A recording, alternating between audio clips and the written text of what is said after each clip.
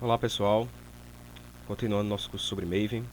Agora a gente vai ver um conceito muito importante que é o repositório local do Maven, certo? É basicamente através dele que a gente gerencia as dependências do nosso projeto. Eu vou fazer aqui, vou mostrar o conteúdo do arquivo .xml e a gente vai ver uma dependência declarada nesse projetinho que a gente já fez. Tem aqui a dependência, tem aqui uma seção de dependências no .xml e uma dependência chamada JUnit. Tá? A gente Lembram-se lá do primeira aula, as primeiras aulas que a gente viu a questão de Group ID e Artifact ID, né, que o Group ID representa o grupo que está desenvolvendo, a empresa que está desenvolvendo o projeto, e o Artifact ID o projeto propriamente dito. E ainda tem o conceito da versão.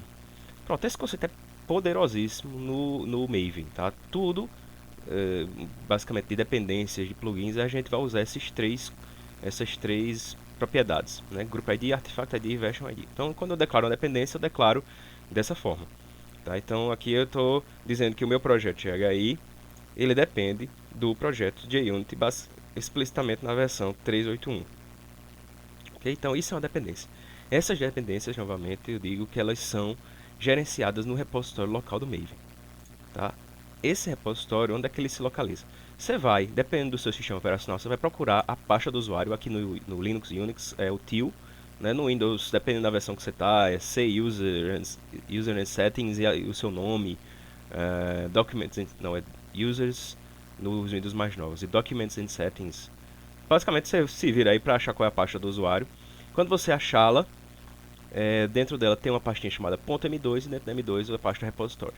Dentro daqui, do repository, a gente tem tudo que o Maven já baixou na sua máquina. Isso é muito legal, porque, por exemplo, aqui a gente tem o JUnit, né, que eu já tinha baixado lá. Tá aqui, ó. Vou listar o JUnit.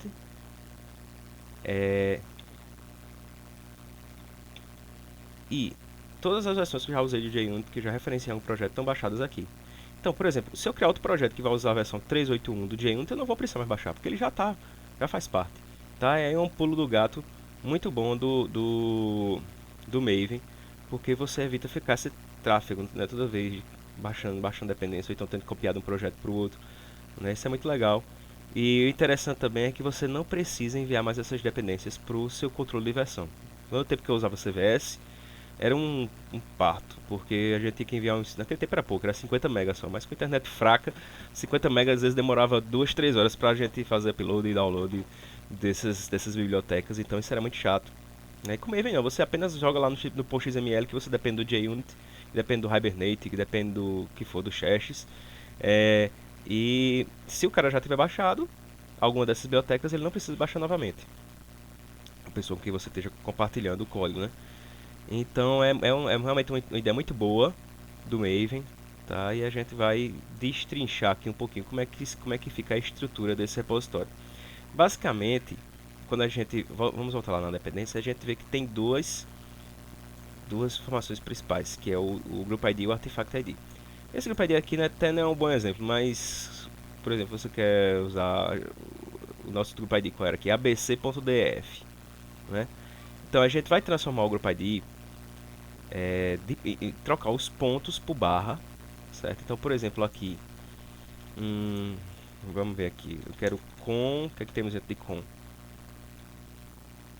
Opa, tá aqui ruim, tá, deixa eu reduzir aqui a telinha para ela não sair. Com, dentro do com a gente tem GitHub, por exemplo, olha aí, um monte de coisa aqui dentro. Com GitHub Iron 9 Lite. Pronto, isso era o Group ID desse projeto.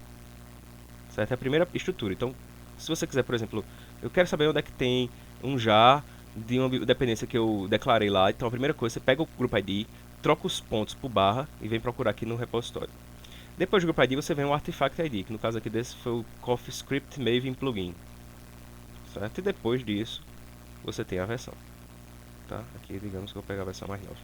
Pronto. Aqui tem essa pasta aqui com esse plugin, né, do CoffeeScript. Vamos ver outro exemplo aqui, diferente. O próprio com. Pronto, tem um plugin aqui do Google. Vamos ver o que tem do Google aqui. Guava. Pronto, tem aqui Guava. no caso aqui, eu estou suspeitando que isso aqui é o Group ID e esse aqui é o Artifact ID. Vamos ver se vai vir as versões agora. Exatamente, tem a versão 15. E aí dentro dessa versão 15, né, a gente vê o que é que tem dentro depois que você chega, percorre o caminho Group ID, né, Group ID, Artifact ID e depois a versão. Aí você chega realmente na pasta da sua dependência e nela tem um monte de coisa. Tem o jar, certo?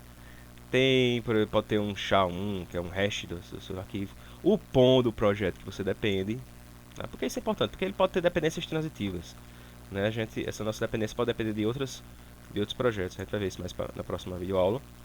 Tá? Então é interessante isso. Beleza? Então, tem uma coisa muito legal que a gente pode fazer também com o repositório. Deixa eu mostrar aqui. Por exemplo, o meu projeto abc.df.ghi não está no repositório atualmente, porque a gente não vê que não tem nada começando com ABC, que era o grupo ID. Então, eu posso vir aqui e instalar o meu próprio projeto GHI no meu repositório. Ou seja, na minha máquina, se eu quiser que outro projeto use o projeto GHI, ele vai simplesmente declarar uma dependência nesse formato, né, e vai poder usar o resultado desse projeto aqui, o código desse projeto. Vamos devagarzinho para entender como é que funciona. Então eu faço maven install, ele vai executar a instalação, ele vai executar todos os passos, né? Validate, compile, teste, package, gerar o já, né? Aqui está gerando o já na pasta target. E agora, por fim, vai executar o plugin install. O plugin install, olha só o que ele fez. Ele pegou esse já que a gente tinha gerado no passo anterior e agora está jogando em Home Rodrigo M2 Repository.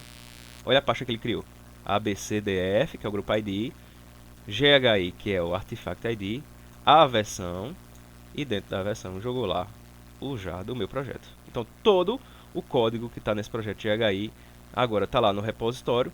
E outro projeto, vou criar um projeto X, ele pode declarar uma dependência, ele pode declarar aqui, como a gente tinha feito, que declarava do JUnit. Esse outro meu projeto pode botar aqui ABCDF, GHI, versão 1, snapshot. E aí ele vai, depender do meu projeto, vai poder usar as classes que eu criei nesse meu projeto. Então, isso é legal. Isso também eu posso enviar, como é que eu trabalho hoje com minha equipe de desenvolvimento. Eu envio esse código lá para o GitHub, eles baixam o meu projeto, instalam, e aí para poderem usar as bibliotecas que eu vou criando para os projetos deles. Isso é muito legal. Tá, vamos ver aqui no repositório como é que ficou. Se eu fizer um ls novamente, agora apareceu aqui o ABC. Tá, e a gente pode fazer, ver o que, é que tem lá dentro, ABCDF, GHI, tá aí a pasta da versão, e dentro da pasta da versão tem o já, o POM, e mais alguns metadados do Maven, tá, que são importantes para ele. Bem, para finalizar essa aula, só uma dica aqui, de que isso aí não tem nenhum tutorial do Maven, mas isso é já há alguns anos usando. Eu às vezes encontro problema na hora, por exemplo, quando você está com rede ruim, às vezes você está baixando a dependência, né? A gente nem viu a dependência aqui sendo baixada, mas agora a gente vai ver. Então, por exemplo, digamos que eu baixei o JUnit, declarei a dependência para o JUnit e a rede estava ruim, às vezes o Maven se perde. Não sei se isso já aconteceu com alguém, mas comigo acontece muito. O Maven se perde, baixa um arquivo corrompido, ou corrompe, né, esse arquivo que foi baixado, e aí quando a gente vai executar ele fica dizendo não encontrou, e quando você vai ver no repositório o arquivo está lá. O arquivo está lá, mas ele foi baixado pela metade e aí o Maven se perde totalmente. E ele às vezes não consegue baixar novamente esse arquivo. Então o que é que eu faço? Qual é a dica aqui do uso prático? Eu chego lá, removo a pasta na mão. Então, por exemplo, digamos que o JUnit 8 lá que a gente tá, 3.8, ele tá com problemas, né? Eu baixei, ele corrompeu. Então, eu vou lá e removo a pasta dele toda, tá? Com todos esses arquivos aí, Japão, etc. Então, não tem mais essa dependência. Quando eu for rodar o projeto agora, ele não vai encontrar mais a dependência na hora de fazer o teste. E ele vai fazer o download automaticamente. Essa é bom até que isso tanto exemplifica como resolver esse problema de uma dependência corrompida, como também eu vou mostrar agora a vocês como ele vai baixar apenas uma vez a dependência. Então vamos lá, Maven teste do meu projeto.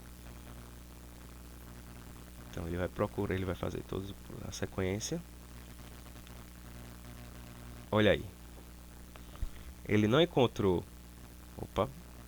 Ele não encontrou a dependência do